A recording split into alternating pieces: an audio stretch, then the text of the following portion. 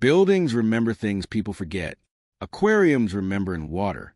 Corwin Baylor had spent 26 years learning to read that memory inside the Bellhaven Public Aquarium, a facility that had opened in 1969 and grown, over the decades, the way most public institutions grow, one addition at a time, each generation of construction layered awkwardly over the last. He was 61 now, life support systems technician, responsible for the water chemistry, filtration, and mechanical rhythms that kept every tank in the building stable enough for the animals inside them to simply exist without noticing the effort it took. He had learned to pay attention to that effort from a man named Ansel Dorrance, who had held Corwin's job for 24 years before him, and who approached water chemistry the way some men approached a difficult crossword, convinced that every drift, every correction, every unexplained variance had an answer waiting somewhere, even if it took years to find it. Corwin started at Bellhaven at 35, hired as Dorrance's assistant during a period when the aquarium was preparing to open its new coral reef wing. Dorrance was 59 then, quiet and precise, with hands that moved through test kits and titration equipment, with the unhurried confidence of someone who had made the same measurements 10,000 times and still checked them carefully each time anyway. "Water doesn't lie to you," Dorrance told him. During Corwin's first week, standing in the service corridor behind the original 1969 wing, with a quarantine and holding tanks sat largely unseen by visitors. It just takes longer to explain itself than people expect. Dorrance kept laminated chemistry log sheets, one per tank, each one recording daily readings in neat blue ink, temperature, pH, ammonia, nitrite, nitrate, the whole quiet vocabulary of keeping something alive in a controlled volume of water. But in the margins in pencil, he wrote something else entirely. Theories, half-formed guesses, dead ends he later erased and revised as he learned more. He explained to Corwin, early on, that the pencil wasn't carelessness. It was honesty. Ink was for what you knew. Pencil was for what you were still trying to understand. And you owed it to whoever came next to be clear about which was which. Corwin remembered watching him erase an entire paragraph once, on a slow Tuesday afternoon, after a theory about seasonal groundwater temperature turned out not to hold up against a full year of data. Dorrance hadn't seemed bothered by it. He'd simply sharpened his pencil, written a new note in the cleared space, and moved on to the next tank on his rounds, as though being wrong was just another kind of information worth having. When Dorrance retired, he left Corwin the entire set of laminated sheets, along with a piece of advice Corwin had carried for 26 years since. Don't erase your own pencil marks too quickly. Sometimes the guess you made 5 years ago turns out to be closer to the truth than the one you're making today. And don't be embarrassed by the ones that were wrong. Being wrong on paper is the only way anybody ever gets to being right. Bellhaven's original 1969 wing housed the marine mammal and cold water exhibit halls, along with service corridor most visitors never saw, narrow, fluorescent lit, lined with holding tanks used to acclimate new arrivals before they joined the public displays. The 1991 expansion added a new coral reef wing alongside it, bright and modern, drawing most of the aquarium's foot traffic and nearly all of its renovation budget in the decade since. The original quarantine corridor had been left mostly untouched. 8 holding tanks lined its walls, identical in construction, identical in filtration equipment, identical in stocking density, each one built to the same 1969 specification and plumbed into a shared recirculation system that ran behind a corridor cinder block wall. Corwin walked that corridor every working day of his career, checking readings, adjusting dosing pumps, listening to the low mechanical hum of recirculation systems that had been running, in some cases, since before he was born. He knew which tank's pump ran slightly louder in humid weather. He knew which section of flooring near Tank 6 had been resurfaced twice after minor leaks that were never quite explained. He knew the corridor's particular smell, faintly mineral, that visitors upstairs in the coral reef wing never encountered, because the quarantine corridor breathed differently than the rest of the building. Older air, moving through older ductwork, circulating past tanks that had held thousands of animals over 5.5 decades before most of them ever reached public display.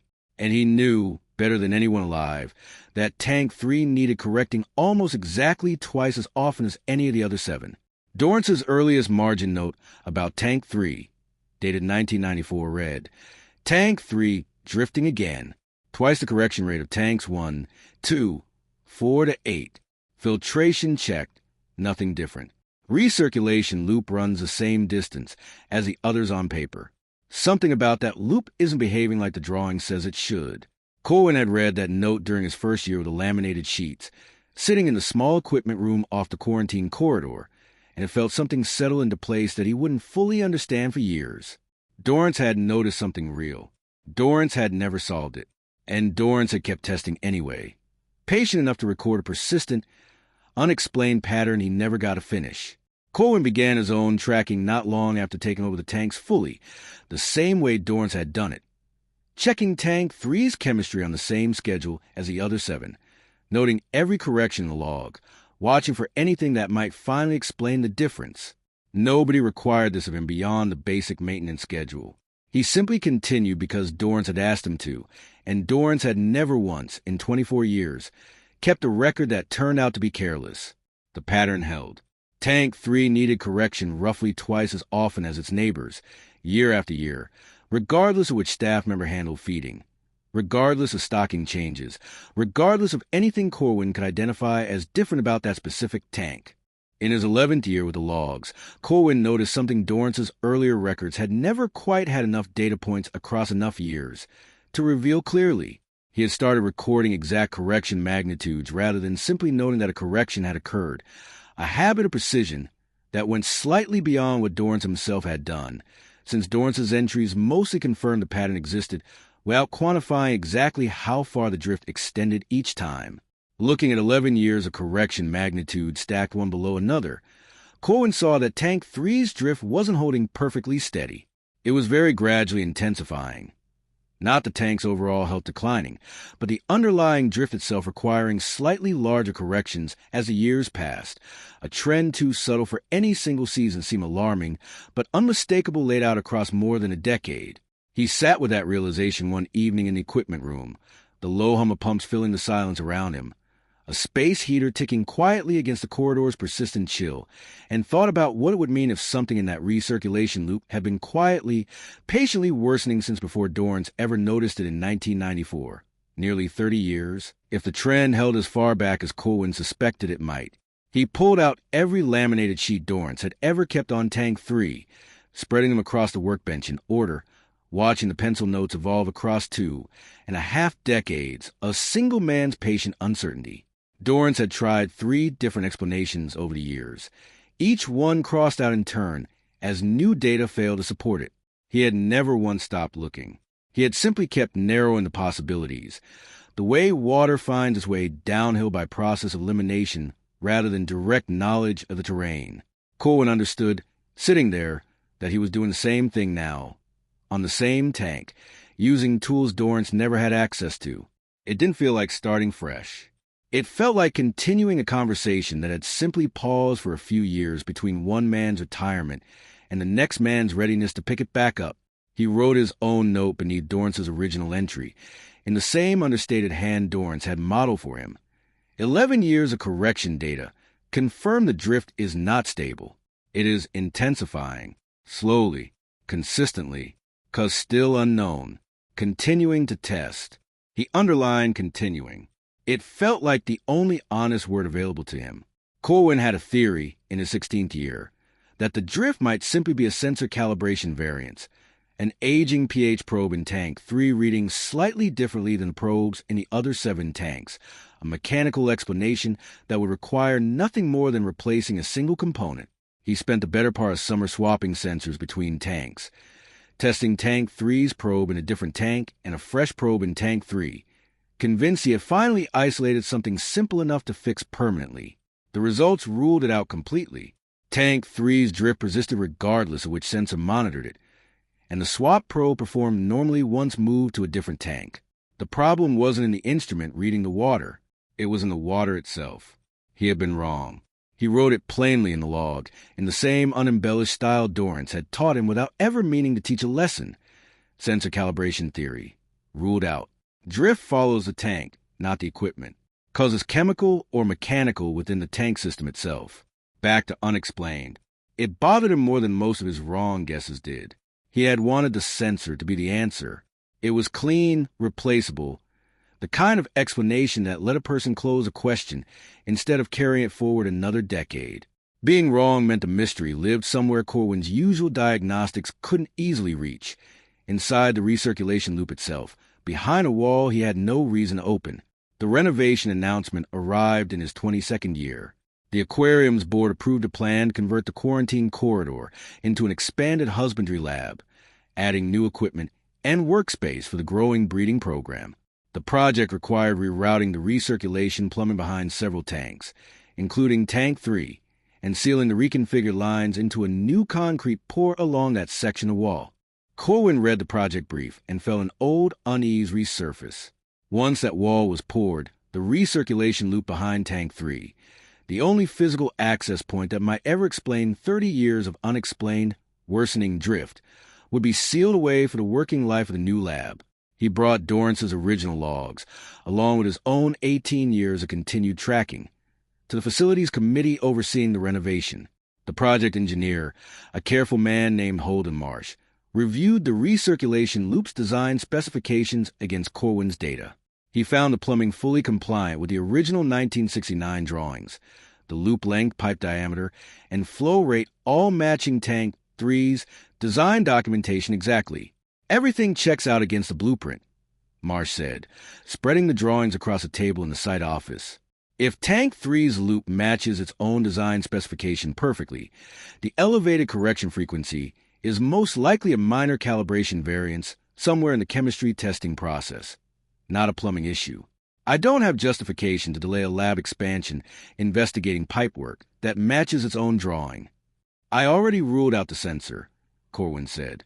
The drift follows the tank, not the testing equipment. Something behind that wall isn't matching the blueprint, even if the blueprint says it should. The blueprint is the official record, Marsh said, not unkindly. I don't have another record to check against. It was a reasonable position, and Corwin didn't have an engineering credential to argue against it directly. What he had was 30 years of a pattern that had outlasted every explanation he could test, and a growing conviction that the official drawing and the actual pipe behind that wall had quietly stopped matching each other decades ago. Corwin didn't sleep well through the weeks that followed. He kept circling back to an uncomfortable question he couldn't fully resolve. What if Marsh was right, and 30 years of tracking a chemistry drift amounted to nothing more than an unremarkable quirk in an aging tank system, something Corwin had invested far more meaning into than it actually deserved? He had wanted for years for the intensifying drift to connect to something real, something significant enough to justify the care he and Dorrance together had poured into two combined careers of careful measurement. Wanting it to matter wasn't the same as it actually mattering. He pulled Dorrance's oldest laminated sheet down from the equipment room shelf one more evening, rereading the 1994 entry slowly under the fluorescent light. Something about that loop isn't behaving like the drawing says it should. Dorrance had never known what caused it either. He had simply kept testing year after year, trusting that the pattern itself was worth preserving even without an explanation attached to it. Corwin had inherited that same trust without ever fully testing whether it held up against an engineer's confident assessment of official documentation. He didn't have the cause confirmed yet, but not having it hadn't stopped Dorrance from writing the first note in 1994, and it wasn't a reason for Corwin to stop pushing now. With the wall about to disappear behind new concrete for foreseeable future, he requested, at his own initiative, a single afternoon with a plumbing inspection specialist before the concrete pour began. Not to delay the renovation, he made clear, only to physically verify the recirculation loop's actual path before it became permanently inaccessible. The specialist was a woman named Priya Anand, who worked with older commercial buildings and specialized in tracing utility runs that no longer matched their original documentation. She reviewed Bellhaven's 1969 construction drawings alongside Corwin's decades of correction data, and she brought a fiber optic pipe camera and an acoustic pipe tracing device to physically follow Tank 3's recirculation line behind the wall. What she found, confirmed over the course of a single afternoon, explained 30 years of drift that nobody had ever been able to name. "There's an unplanned bend in this line," Priya said, watching the pipe camera's feed on a small monitor as it traveled through the recirculation loop. "It's not on your 1969 drawing at all. The pipe curves around a support column here, adds roughly 11 extra feet of run, compared to what the blueprint shows, and rejoins the original path further down. Corwin watched the monitor over her shoulder. The extra length was clearly visible, a wide, deliberate curve that had nothing to do with the straight run shown on Dorrance's decades-old copy of the original plans. "When was this done?" he asked. Priya traced the pipe's material and joint style against known plumbing standards from different eras. "The fittings look like late 1970s work. My guess is a repair. Something forced a reroute around this column, and whoever did it never updated the master drawing." Corwin thought about that for a moment. He remembered vaguely an old story from his earliest years of the aquarium about a different, unrelated leak somewhere in that corridor decades before he arrived. The kind of half-remembered maintenance folklore every institution accumulates, details lost long before anyone thought to write them down properly. 11 feet of extra pipe, Priya continued, means water sitting in that loop takes longer to fully recirculate than the other 7 tanks. Over decades, that gives biological buildup inside the pipe more time to influence the water chemistry before it gets replaced. It's slow, it's chronic, but it would absolutely produce exactly the kind of persistent, slowly worsening drift you've been tracking. And it would get worse over time, Corwin said, not because anything's failing, just because whatever's building up inside that extra length keeps accumulating a little more every year. That's consistent with what your data shows, yes, Priya said. The pipe itself isn't failing. It's just longer than it's supposed to be, and it's been quietly compounding that difference for 40-some years without anyone ever having a reason to look behind the specific wall. Corwin thought about Dorrance's earliest pencil note, written 30 years before either of them had the tools to see what was actually curling behind that cinder block. Something about that loop isn't behaving like the drawing says it should. Dorrance had been right in the most literal sense possible. The loop wasn't behaving like the drawing, because the loop had stopped matching the drawing decades before Dorrance ever laid eyes on it. Priya's findings went to the facilities committee within the week. Holden Marsh reviewed her full report personally and called Corwin afterward. "You were right to push for this," Marsh said. "I was working from a drawing that stopped being accurate sometime in the late 1970s, and nobody ever corrected it. If we'd sealed that wall as planned, we had locked a 40-year plumbing discrepancy inside permanent construction, with no way to access or correct it without demolishing the new lab entirely. The renovation was revised. The 11 feet of unplanned pipe were removed during the project. The recirculation loop rerouted to match a corrected, properly measured straight run before the new concrete was poured. The aquarium's master drawings were updated for the first time since 1969, finally reflecting what had actually been behind that wall for over 4 decades.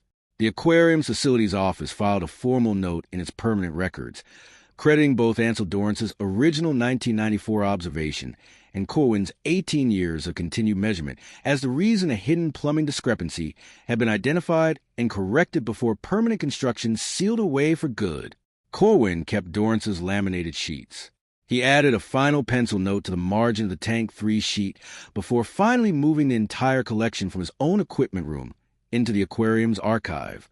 Recirculation loop corrected this year. Original discrepancy traced to an unrecorded late 1970s repair, documented informally through correction data since 1994. Drift now matches the other 7 tanks. Ansel, you were right that the loop wasn't behaving like the drawing said it should. Neither of us knew why for a very long time.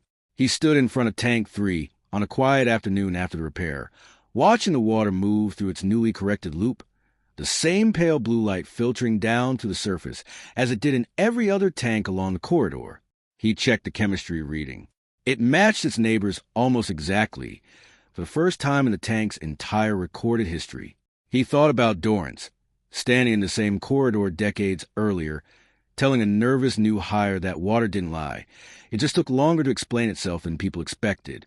Corwin had carried that sentence through 26 years, through a ruled-out sense of theory, through a season of genuine doubt about whether careful attention had ever amounted to anything more than professional stubbornness.